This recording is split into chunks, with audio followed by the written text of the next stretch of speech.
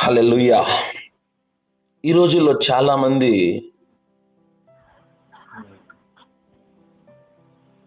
ఒక మనిషి జీవితంలో కొన్ని పొరపాట్లు జరుగుతాయి, కొన్ని తప్పులు చేస్తారు, కొన్ని పాపాలు చేస్తారు, కొన్ని తెలిసి చేస్తారు, కొన్ని తెలియకుండా చేస్తారు. అయితే వాళ్ళని మనం ఎలా చూడాలి అంటే,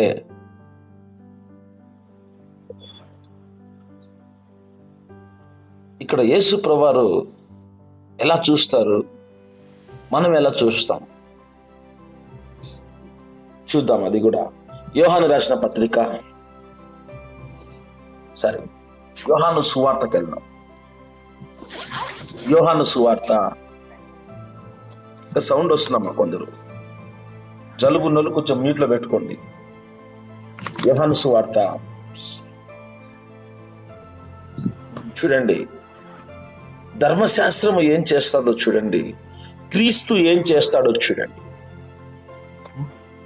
ధర్మశాస్త్ర సంబంధులైనటువంటి వారు ఏం చేస్తారు, క్రీస్తు ఏం చేస్తాడు అనేది మనం ధ్యానించబోతున్నాం ఈరోజు. ఆత్మచేత నడిపించే వాళ్ళకి ధర్మశాస్త్రంతో సంబంధం ఏంటో కూడా చూపిస్తాను మీకు.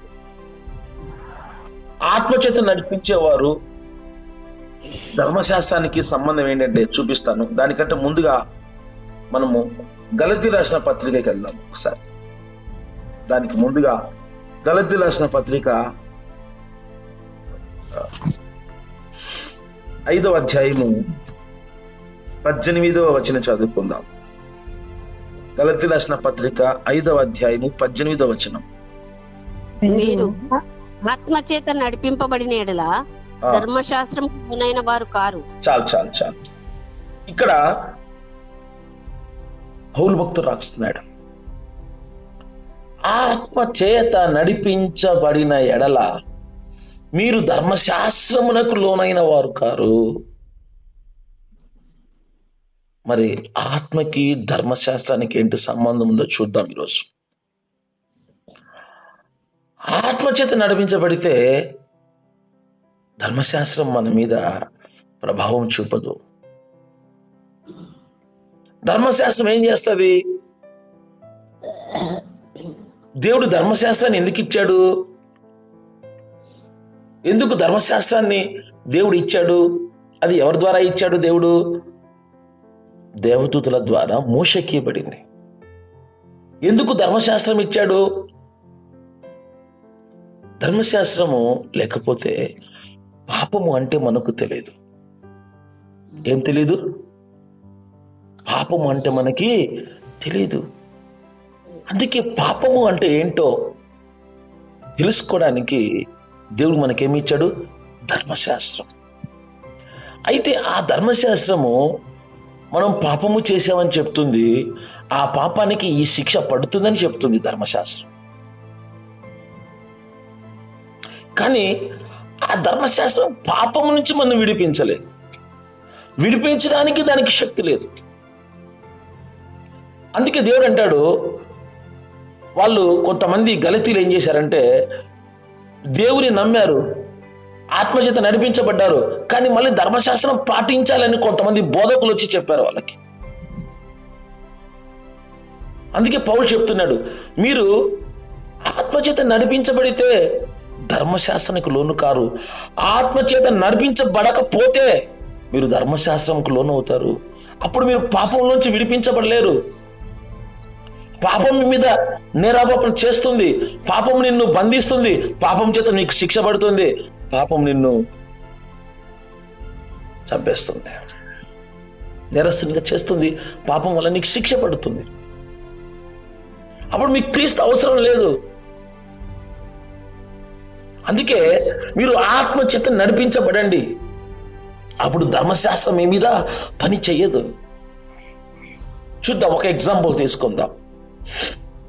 చాలా మంది ఏం చేస్తారంటే, ఎవరైనా తప్పు చేసినప్పుడు వీళ్ళు ఆ తప్పు చేశారు, వీళ్ళు ఈ తప్పు చేశారు, వీళ్ళు ఈ తప్పు చేశారు, ఆ తప్పు వల్ల మాకు ఈ జరిగింది, ఈ శిక్ష మేము అనిపిస్తున్నాం, ఈ తప్పు వల్ల నాకు ఈ కర్మ పట్టిందని అనుకుంటూ ఉంటారు. అంటే వాళ్ళు ఏం పని చేస్తా ఉంది? ధర్మశాస్త్రం. ఏం పని చేస్తా ఉంది? ధర్మశాస్త్రం. ధర్మశాస్త్రానికి ఏమీ లేదు. నేరం మోపే శక్తి ఉంది ధర్మశాస్త్రానికి. నేరాన్ని చూపుతుంది, నేరము చెప్పి శిక్ష వేస్తుంది.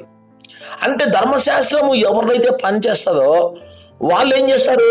ఎదుటి వాళ్ళ మీద నేరం మోపుతారు, నేరం మోపి వాళ్ళని శిక్షిస్తారు. వీళ్ళే మానసికంగా శిక్షిస్తారు, శారీరకంగా శిక్షిస్తారు, మానసికంగా అవమానపరిచి కృంగదీసి ఎదుటి వాళ్ళను నాశనం చేస్తారు.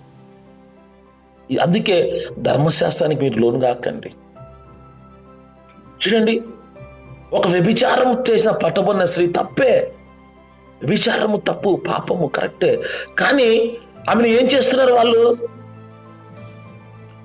పట్టుకొని వచ్చి అందరి ముందు నిలబెడుతున్నారు. చూడండి ఏం చేస్తున్నారు? పట్టుకొని తీసుకుని వచ్చి అందరి ముందు నిలబెడుతున్నారు. చూడండి, యేసయ్యను తీసుకొచ్చి అందరి ముందు శిలువ వేస్తున్నారు. చూడండి, అవమానపరిచారు, నిందించారు. ఆయన అంటే ఏ పాపము చేయలేదు, కరెక్టే. మరి పాపము చేసిన వ్యక్తిని చూడండి ఏం చేస్తున్నారు? ధర్మశాస్త్రం ఏం చేస్తుంది? ధర్మశాస్త్రంకి ఎవరైతే లోన్ అవుతారో వాళ్ళు ఆత్మచేత నడిపించబడలేరు.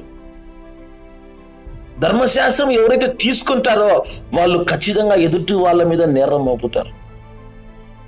అందుకే ఈ ప్రకారం నువ్వు తప్పు చేసావు, పాపం చేసావు, కానీ నీకు శిక్ష పడింది. యేసు ప్రభువు దాన్ని ఎలా డీల్ చేశారో చూద్దాం ఒకసారి. యోహాను సువార్త 8వ అధ్యాయము 1వ వచనం చదువుకుందాం. యోహాను సువార్త 8వ అధ్యాయము 1వ వచనం. ఒకటి చదవండి. గట్టి చదవాలి మీరు, ఒక ఓడ ఎగిరిపోతుంది. నోటి దగ్గర పెట్టుకొని ఫోన్ చదవండి. యేసు ఒలీవల కొండకు వెళ్ళెను. తెల్లవారగానే యేసు తిరిగి దేవాలయంలోనికి రాగా ప్రజలందరూ ఆయన వద్దకు వచ్చి కనుక ఆయన కూర్చుండి వారికి బోధించుచుండెను. శాస్త్రులు, పరిసయ్యులు వ్యభిచారమందు పట్టబడిన యొక్క స్త్రీని తోడుకొని ఎవరు వచ్చారు? ఎవరు పట్టుకుని వచ్చారు? శాస్త్రులు, పరిసయ్యులనండి. శాస్త్రులు, పరిసయ్యులు ఈ బ్యాచ్ చూడండి. వీళ్ళు దేన్ని పాటిస్తారు? ధర్మశాస్త్రాన్ని. మిగతా వాళ్ళందరూ వచ్చారు, కానీ వీళ్ళేం చేస్తున్నారు? చూడండి, విచారమందు పట్టబడిన ఒక స్త్రీని తోడుకొని వచ్చి ఆమెను మధ్య నిలబెట్టి ఏం చేశారు? ధర్మశాస్త్రం ఏం చేస్తుంది? ఏం చేస్తుంది ధర్మశాస్త్రము? తప్పు చేసిన వాడిని నిలబెడుతుంది. మంచిదే, కానీ అతన్ని రక్షించగలదా? అతన్ని మార్చగలదా? చెప్పండి, వాళ్ళు మార్చగలరా? అంటే తప్పు చేసింది ఒక ఎత్తు అయితే వీళ్ళు అంతకంటే పెద్ద తప్పు చేస్తున్నారు. చూడండి, దేవుడే చెప్పాడు ఇలా చేస్తే ధర్మశాస్త్రం ప్రకారం. అందుకే ఆ ధర్మశాస్త్రం ఎలాంటిదో తెలుసుకోవడానికే దేవుడు అలా చేయమన్నాడు. చూద్దాం. తోడుకొని వచ్చి ఆమెను మధ్య నిలబెట్టి, బోధకుడా, ఈ స్త్రీ వ్యభిచారము చేయుచుండగా పట్టబడెను. ఏం చెప్తున్నారు? ఈ తప్పు చేస్తుండగా పట్టుకున్నాం, తీసుకొని వచ్చాం, ఇప్పుడు ఏం చేయాలి? చదవనమ్మా నెక్స్ట్. అట్టి వారిని రాళ్ళు రువ్వి చంపవలనని ధర్మశాస్త్రంలో మోషే మనకు ఆజ్ఞాపించాను కదా, ఆయనను నువ్వేం చెప్పుచున్నావని ఆయన అన్నాడు. చాలు. ఇప్పుడు వీళ్ళు దేని తీసుకొని వచ్చారు? ఒక ఆజ్ఞ. ఒక ఆజ్ఞ అని చెప్పండి. ఏం తీసుకొని వచ్చారు? ఒక ఆజ్ఞ. ఆ ఆజ్ఞని తీసుకొని వచ్చి చెప్తున్నారు, ప్రభా మోషే ఏం చెప్పాడు? ఈ తప్పు చేస్తే రాళ్ళతో కొట్టమన్నాడు కదా, మరి ఏం చేయాలి మీరు చెప్పండి అని అడుగుతున్నారు. అంటే వీళ్ళు ధర్మశాస్త్రం పాటిస్తున్నారు, యేసు ప్రభు పాటిస్తాడా, పాటించడా? పాటించకపోతే ఈయను శిక్ష విధించాలా, ఈయను నేరస్తుని చేయాలా అని వాళ్ళ ఉద్దేశం. చూడండి వాళ్ళ ఉద్దేశం ఎలా ఉందో. నేరము మోపాలి, ఒకరిని కృంగదీయాలి, ఒకరికి శిక్ష విధించాలి అనేది ఇక్కడ అనలైజ్ చేసుకుందాం. ఒకరిని బాధ పెడుతున్నాం, ఒకరిని ఇబ్బంది పెడుతున్నాం, ఒకరిని తప్పు చేస్తే ఎత్తి చూపుతున్నాం అనేది ఒక రకంగా మంచిగా కనిపిస్తుంది, కరెక్టే. ఇంకొక రకంగా చూస్తే ఏం జరుగుతుందో చూద్దాం. అట్టి వారిని రాళ్ళు రువ్వి చంపవలెనని ధర్మశాస్త్రములో మోసే మనకు ఆజ్ఞాపించను కదా, అయినను నీవేమి చెప్పుచున్నావు అని ఆయన అడిగిరి. ఎందుకు ఆయన అడుగుతున్నారు?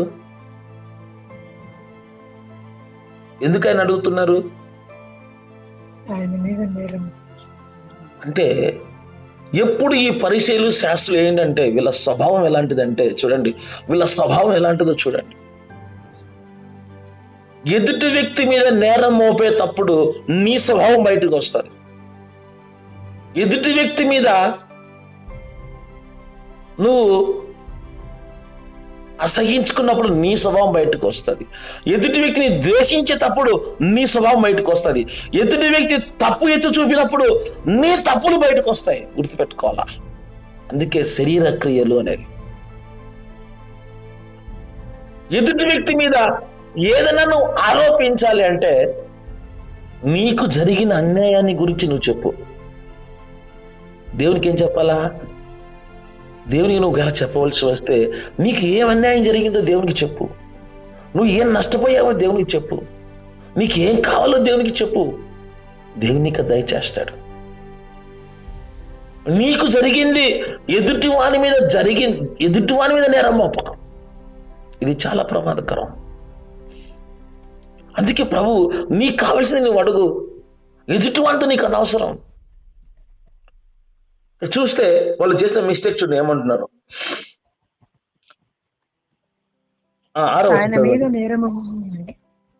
ఆయన మీద నేరము మోపవలెనని ఆయన్ను శోధించుచు. చూడండి ఒక వ్యక్తి మీద మనము నేరం మోపేటువంటి అధికారం మనకు లేదు. తప్పు చేసినా తప్పు చేయకపోయినా నేరం మోపే అధికారం ఎవరికి ఉంది? ఈ లోకపరకంగా చూస్తే చట్టానికి ఉంది. చట్టం ఏం చేస్తుంది? విచారించి కేసు పెడుతుంది. కానీ ఆ నేరాన్ని నిర్ణయించేది పోలీసులా, న్యాయస్థానమా? ఈ లోక ప్రకారము న్యాయస్థానం. న్యాయస్థానం ఏం చేస్తుంది? అతను తప్పు చేశారా లేదా విచారణ చేసి తీర్పు తీర్చే అధికారం ఎవరికి ఉంది? న్యాయస్థానానికి ఉంది.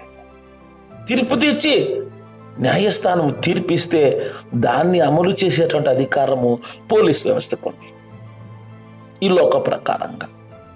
మరి ఇక్కడ చూస్తే ఇక్కడ జాగ్రత్తగా ఆలోచిద్దాం. ఒక పేద విధవరాలు ఉంది. ఆమెకి అన్యాయం జరిగిందని తన ప్రతివాదికి తనకు న్యాయం తీర్చమని అడిగింది. తన ప్రతివాది గురించి ఆమె నేరం మోపలేదు. తనకు న్యాయం చేయమని ఆ అన్యాయస్తుని న్యాయవాది దగ్గరికి వెళ్తే అన్యాయస్తుని న్యాయవాది ఆమెకు న్యాయం తీర్చాడు. చూడండి, నేరం మోపవాడు ఎవరు? దేవుడే. ఎదుటి వాళ్ళ మీద అనవసరంగా మనం ఒక నేరం మోపొద్దు. వాళ్ళు తప్పు చేసినా, వాళ్ళు ఏదైనా పొరపాటు చేసినా వాళ్ళ విషయమే ప్రార్థన చేయాలి. కానీ వాళ్ళ విషయమే ప్రభుని. చూడండి, స్టెఫన్ను అందరూ రాళ్లతో కొడుతున్నారు, అతని మీద దూషిస్తున్నారు, అతన్ని అవమానపరుస్తున్నారు, అతన్ని రాళ్ళు తీసి చంపుతుంటే స్టెఫన్ ఏమని ప్రార్థన చేశాడు? ప్రభువా, వీళ్ళ మీద ఈ పాపము మోపవద్దు. ఏమని ప్రార్థన చేసినాడు? తప్పు చేసిన వాళ్ళ మీద ఏమని ప్రార్థన చేస్తున్నాడు? ప్రభువా, వీళ్ళ మీద ఈ పాపము మోపవద్దు. యేసుప్రభువు ఏమని ప్రార్థన చేశారు? తండ్రి, వీరు ఏం చేస్తున్నారో వీరు ఎరుగరు గనుక వీరిని క్షమించు. తెలిసి చేశారో తెలియకుండా చేశారో, అనుకుని జరిగిందో అనుకోకుండా జరిగిందో, కొన్ని పాపాలు, కొన్ని తప్పులు, కొన్ని మనం చేస్తాం. చేసినప్పుడు ప్రభు ఏం చేస్తారంటే వాళ్ళకి పశ్చాత్తాపడడానికి, మారడానికి, వాళ్ళ తప్పు తెలుసుకొని ఆ తప్పు చేయకుండా ఉండడానికి ప్రభు ఒక సమయం ఇస్తాడు. ఎవరైనా ఇవ్వాల్సింది అదే. అయితే ఇక్కడ ఈ పరిశీలన శాస్త్రులు చూడండి ఏం చేస్తున్నారు.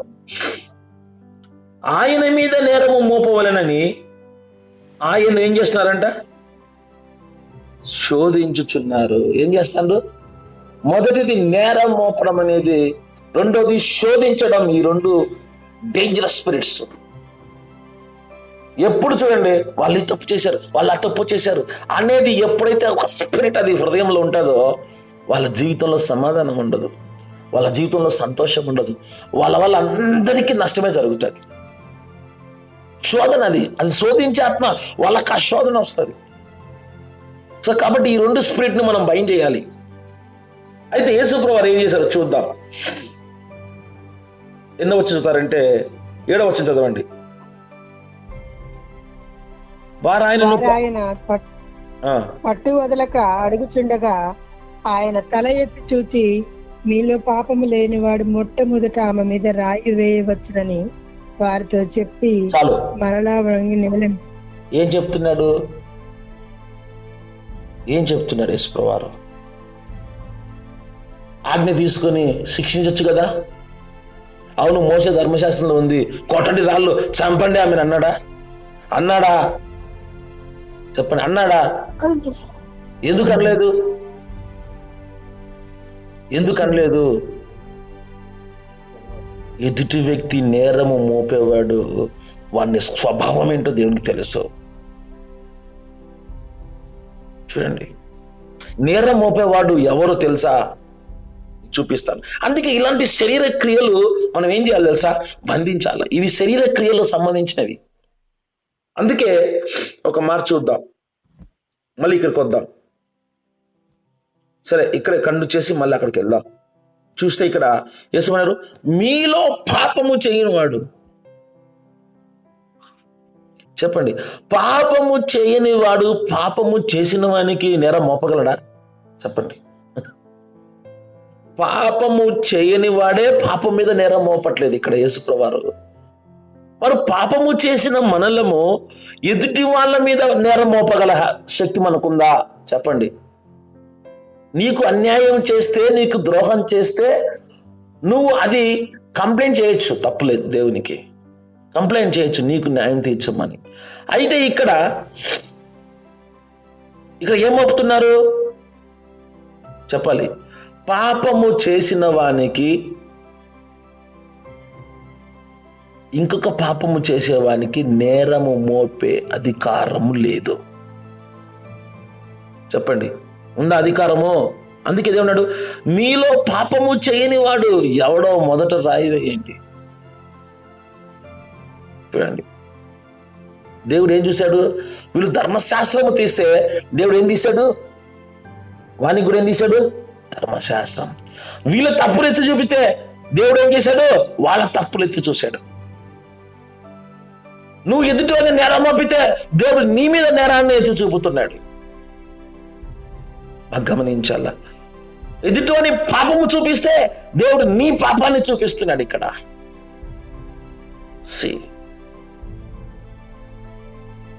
ఏమైతే చెప్పండి. ఎందుకు స్టెఫన్ ఆ విధంగా ప్రార్థన చేశాడు? వారి మీద పాపం మోపొద్దని.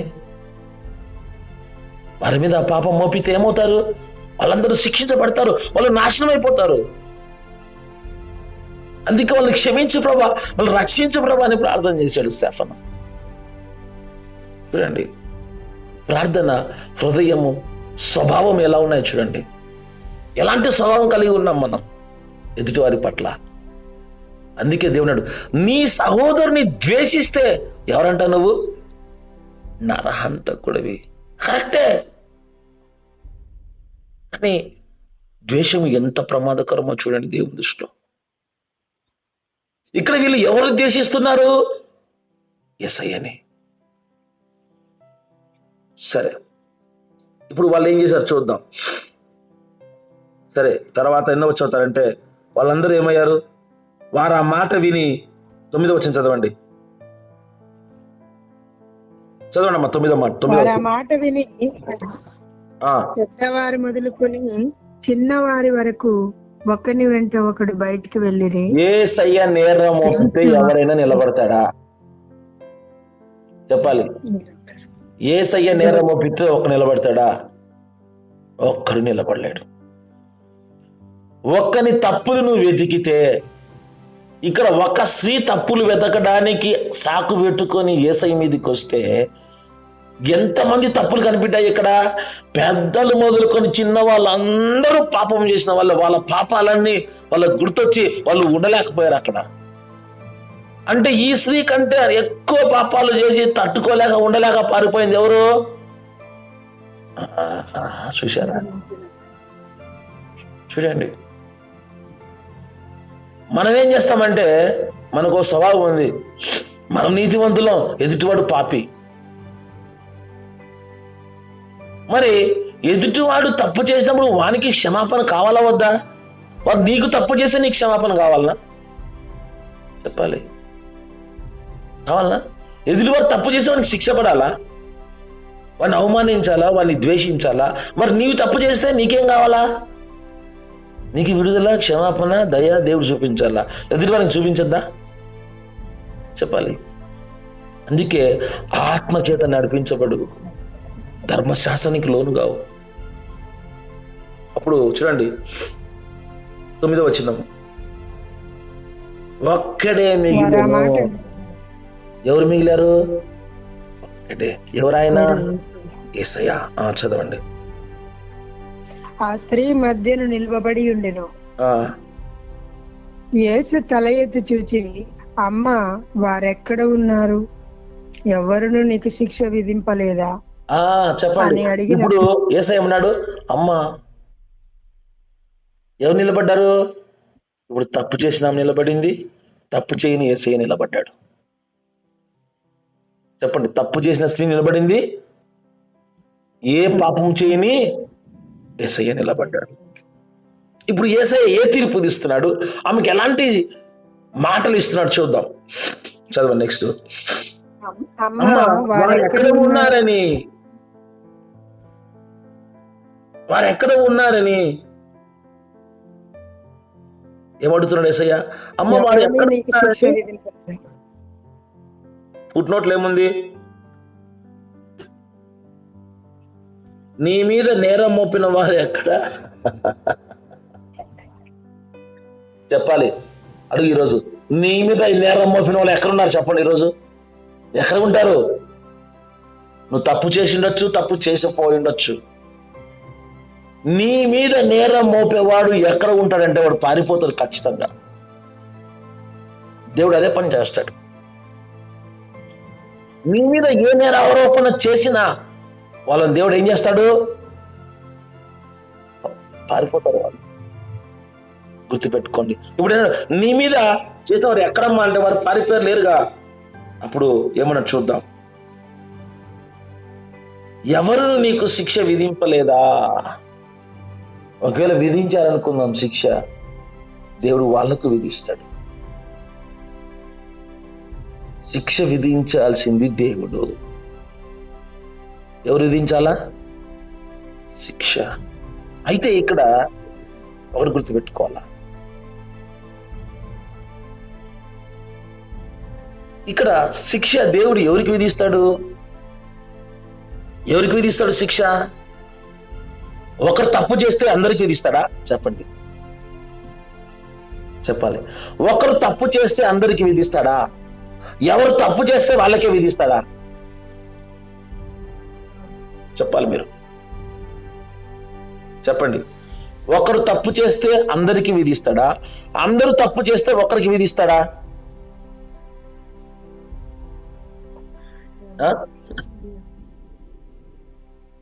యేసు ప్రభువు ఒకవేళ శిక్ష విధించారనుకుందాం, ఈ స్త్రీకి విధిస్తాడా? అందరికి విధిస్తాడా? ఈ స్త్రీకి విధించమని చెప్తేనే వాళ్ళందరికీ తీర్పు తీర్చాడు. చూడండి దేవుని హృదయం ఎంత గొప్పదో, ఆయన దయచుడు ఎంత గొప్పదో. ఈ స్త్రీకి తీర్పు తీర్చమని అడిగి వచ్చినందుకే వాళ్ళందరికీ ఏమొచ్చేసాయి? తీర్పులు. పాపం చేయని వాళ్ళు నిలబడడానికే దెబ్బకు అయిపోయారు. వాళ్ళు నిలబడింటే దేవుడు వాళ్ళ పాపాలన్నీ చెప్పేవాడు. అందుకే వాళ్ళు పారిపోయారు. వచ్చింటే వాళ్ళ పాపాలని లెక్కబెట్టి చెప్పేవాడు.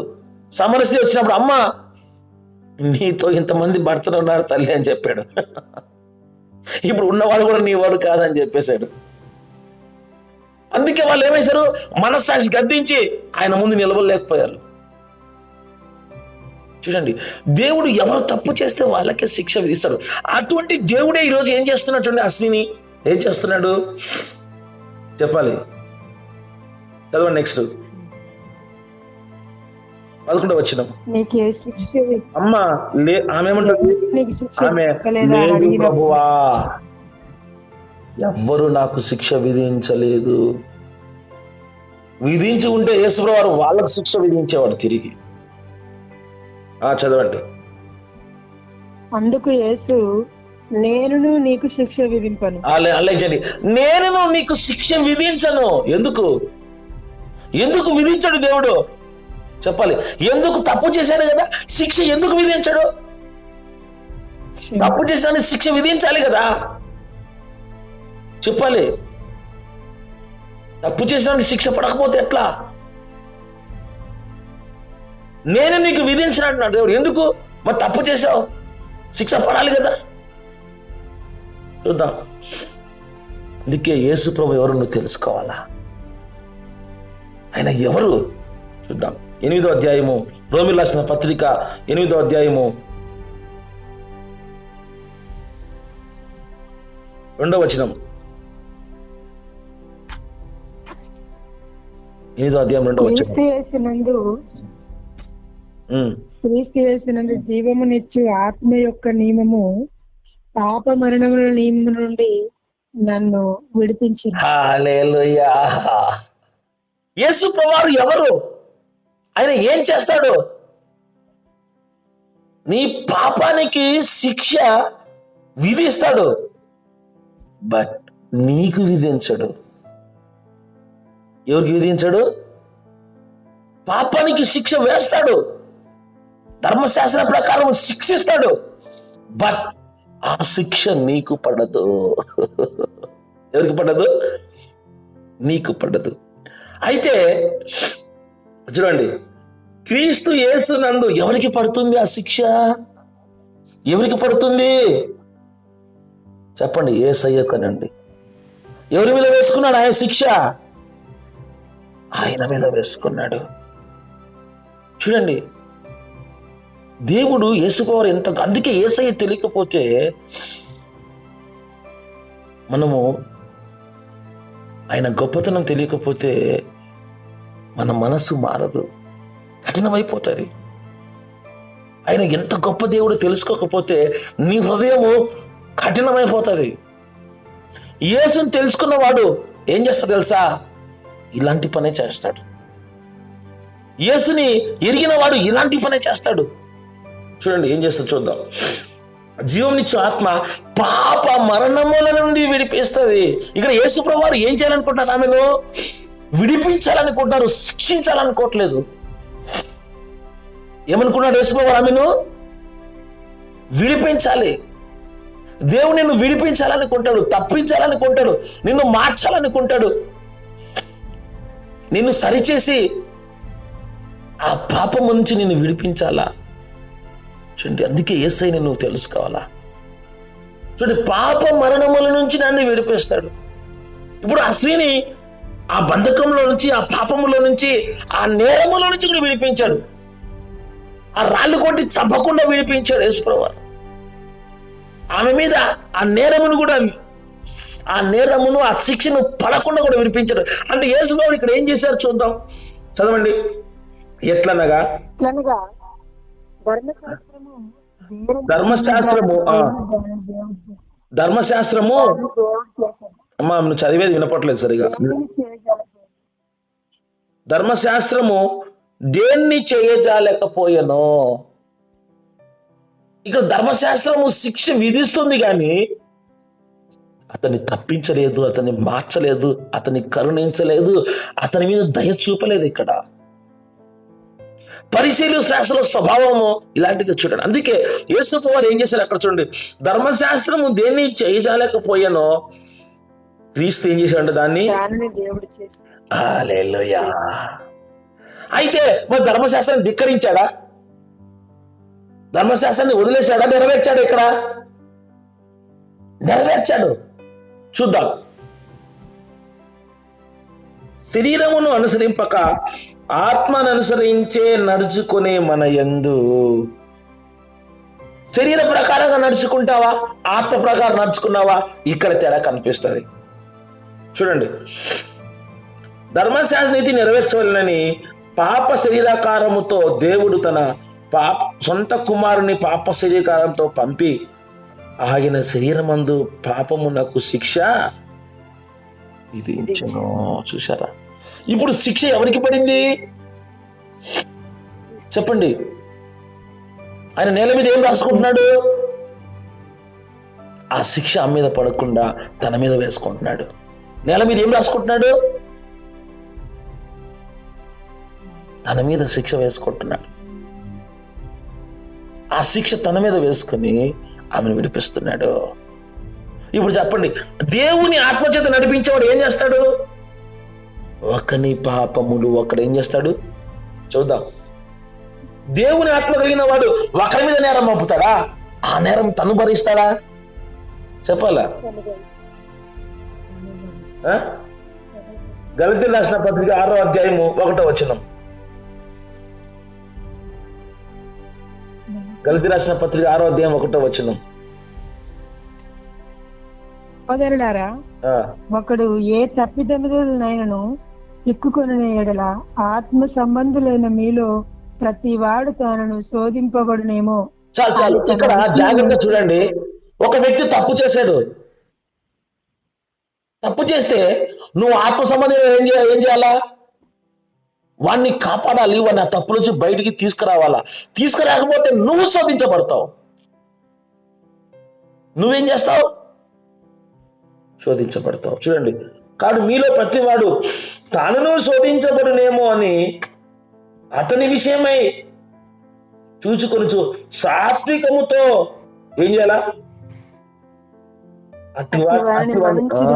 ఏం చూపమంటుంది? ఆత్మ సంబంధం, సాత్వికత్వము. యేసుప్రభు ఆ స్త్రీ పట్ల ఏం చూపించాడు? సాత్వికత్వం.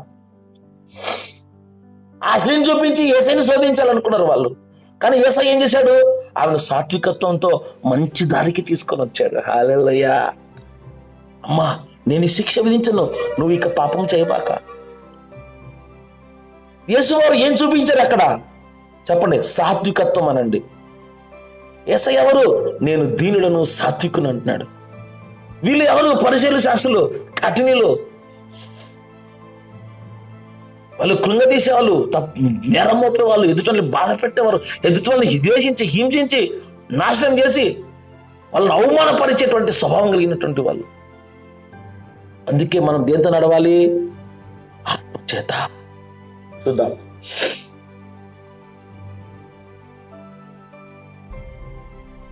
రెండవ వచనం. ఒకని భారమును ఒకడు ధరించి ఇలాగూ క్రీస్తు నియమను పూర్తిగా ఏం చేయాలా? యేసయ్య నియమం ఏంటి? ఆ స్త్రీ తప్పుని, ఆ స్త్రీ పాపమును, ఆ స్త్రీ వల్ల వచ్చేటువంటి శిక్షను ఎవరు భరించారు? యేసయ్య. ఆ స్త్రీని ఏం చేశారు? విడిపించారు. అందుకే ఆ స్త్రీ పశ్చాత్తాపడింది. ఆ స్త్రీని దేవుడు విడిపించాడు ఏ శిక్ష విధించకుండా. అందరిలో నేరం నిలబెట్టిన వారి మీద నేరం వచ్చింది, ఈమెకు శిక్ష పడలేదు. వాళ్ళు మనస్సాక్షికి శిక్ష పడి పారిపోయారు. వాళ్ళు నేరస్తులు ఎవరు? పారిపోరా? ఇప్పుడు చెప్పండి, ఈమె నిలబడింది, వాళ్ళు పారిపోయారు. చూడండి, నిలబడింది ఎవరు? స్త్రీ. పారిపోయింది ఎవరు? నిలబెట్టాలనుకుంది ఎవరు? పారిపోయింది ఎవరు? చూడండి. అందుకే ఆత్మచేత నువ్వు నడిపించబడితే నువ్వు ధర్మశాస్త్రానికి లోను కావు, ధర్మశాస్త్రం నుంచి విడిపించబడతావు. అందుకే తీర్పు విధించడానికి, శిక్ష విధించడానికి ఎవరు? చూద్దాం చివరి మాట, రోమీయులకు రాసిన పత్రిక. అందుకే ఆత్మచేత నడిపించబడాలి. యేసుప్రభువు వారు ఆత్మచేత నడిపించకపోతే అసలుకి విడుదల ఉందా? రక్షణ ఉందా? లేదు. చూద్దాం రోమీయులకు రాసిన పత్రిక చివరి మాట చెప్పుకొని ముగించుకుందాం. రోమీయులకు రాసిన పత్రిక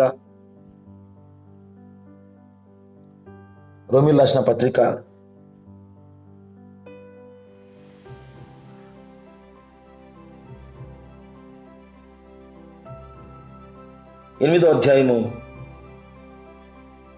34వ వచనం, 33వ వచనం చదువుకుందాం. రోమీయులకు రాసిన పత్రిక 8వ అధ్యాయం 33వ వచనం.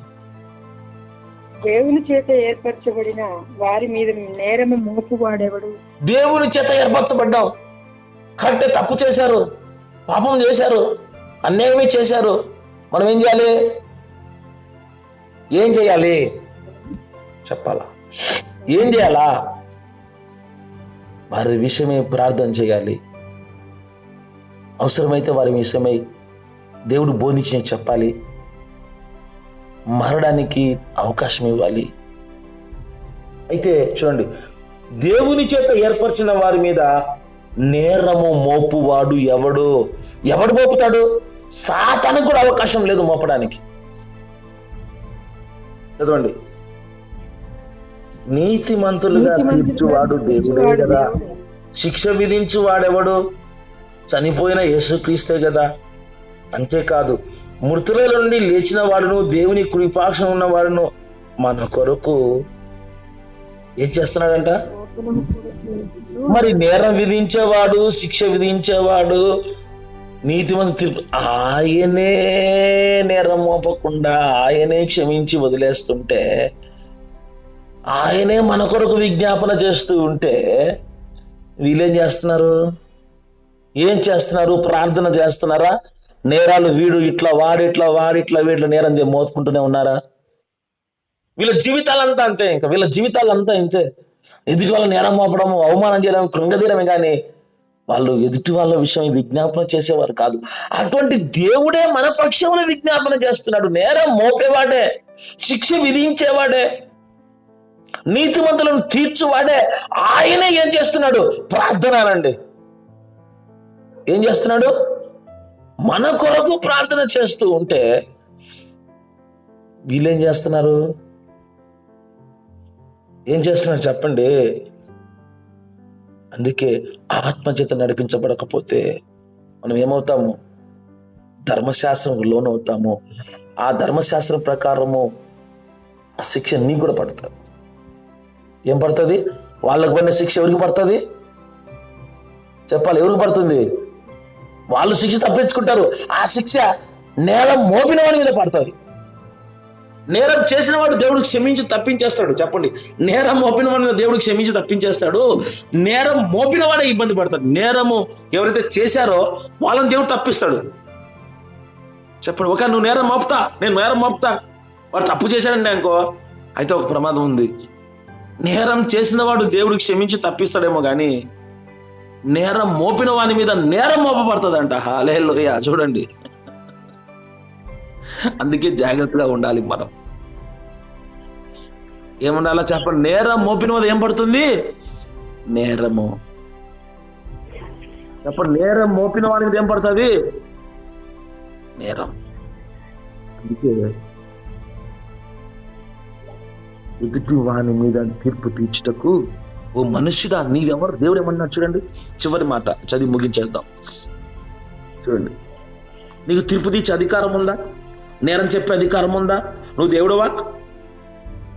శరీర ధర్మశాస్త్రంకు లోను కావద్దు. ధర్మశాస్త్రంలోనైతే ధర్మశాస్త్రం ప్రకారం తీర్పు తీరుస్తావు, శిక్షలు ఇస్తావు, వాడు అది చేశాడు, ఇది చేశాడని చెప్పి వాని మీద నువ్వు నేరస్థం మోపుతావు. రోమీయులకు రాసిన పత్రిక 2వ అధ్యాయం 1వ వచనం. కాబట్టి తీర్పు తీర్చు మనుషుడా, నీవెవడమైనా సరే, నువ్వు ఎవడైనా సరే, నువ్వు మంచోడు కావచ్చు, నువ్వు ఎవరైనా సరే తీర్పు తీర్చు ఓ మనుషుడా, నీవెవడమైనా సరే, ఎవడవైనను సరే ఆ నిరుత్తరుడవై ఉన్నావు. ఆ దేని విషయంలో ఎదుటి వానికి తీర్పు తీర్చుచున్నావో దాని విషయంలో నీవే నేరస్తుడు అని తీర్పు తీర్చుకొనుచున్నావు. నువ్వు నేరం మోపితే నువ్వే తీర్పు తెచ్చుకుంటున్నావు. నీ మీద కూడా చూడండి, దేని విషయంలో ఎదుటివాని తీర్పు తీర్చుతున్నావో దాని విషయంలోనే నీవే నేరస్తుడు అని తీర్పు పొందుతున్నావు. వా వా వా వా, బీ కేర్ఫుల్. ఏలైనగా తీర్పు తీర్చు నీవును అట్టి కార్యములనే చేస్తున్నావు. ఎందుకు? నువ్వు కూడా అదే చేస్తున్నావు. నువ్వు కూడా ఏం చేస్తున్నావు? అదే పాపం. వాడు పాపం చేస్తే వాని మీద పాపం వేసి నువ్వు పాపమే చేస్తున్నావు. ఎందుకు? పాపం వేసే అధికారం నీకు లేదు, తీర్పు తెచ్చే అధికారం నీకు లేదు.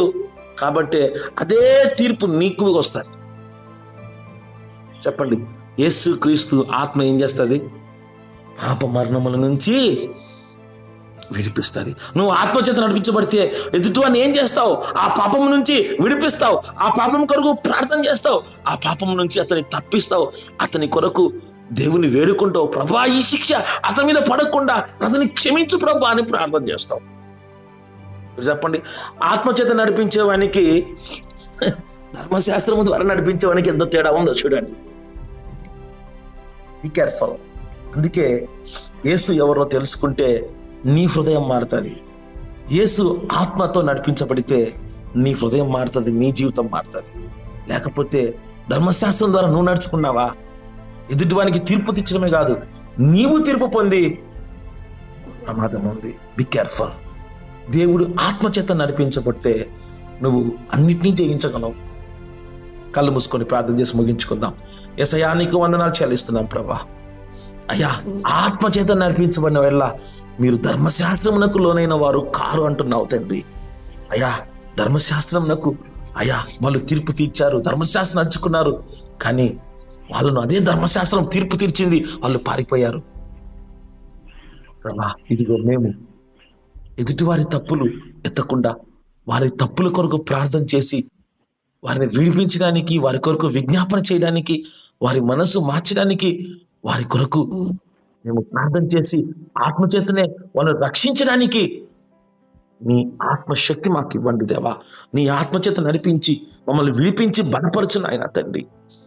శిక్ష విధించువాడవు నీవే, నీతిమంతులుగా తీర్పు తీర్చువాడవు నీవే. అటువంటి నీవే అయ్యా పరలోకంలో మా కొరకు విజ్ఞాపన చేస్తున్న గొప్ప తండ్రివయ్యా. నిన్ను బట్టి స్తుతిస్తున్నాం, ఆరాధిస్తున్నాం. ఇదిగో ఈ పరిచయం అంచెలుగా దీవిస్తున్నందుకే వందనాలు చెల్లిస్తూ ఈ ఫోన్లలో ఉన్న ప్రతి బిడ్డ మీద నీ ఆత్మను సమృద్ధిగా కురించి నీ ఆత్మచేత నడిపించమని, దేవుని ఆత్మచేత ఎందరు నడిపించబడుదులో వారందరూ దేవుని కుమారులని నీ వాక్యం ద్వారా మమ్మల్ని నడిపించినందుకు నీకే వందనాలు చెల్లిస్తూ నజరేయుడైన యేసుక్రీస్తు నామములో ప్రార్థిస్తున్నాము తండ్రి. ఆమేన్, ఆమేన్. అందరు చెప్పండి, ఆమేన్, ఆమేన్.